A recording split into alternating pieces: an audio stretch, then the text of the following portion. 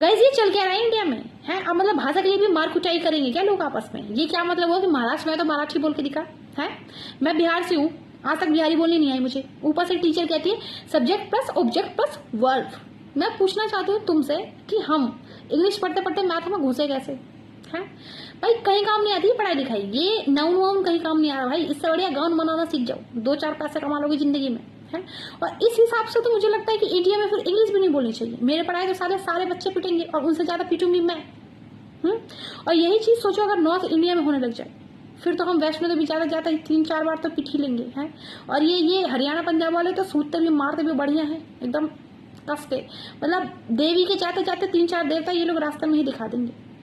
मतलब तुम लोग सोच के देखो कि ये क्या हरकत क्या है। इस तरीके से तो फिर वेस्ट इंडीज वाले बोलेंगे ना जी ना, हम तो बाद में बात करेंगे, तुम पहले हमारे जितने काले होके दिखाओ। काले होके आओगे जब भी मुंह लगाएंगे, मैं ऐसा मुंह न लगाते लोगों को। ये कैसी ओछी नीच हरकत है भाई है।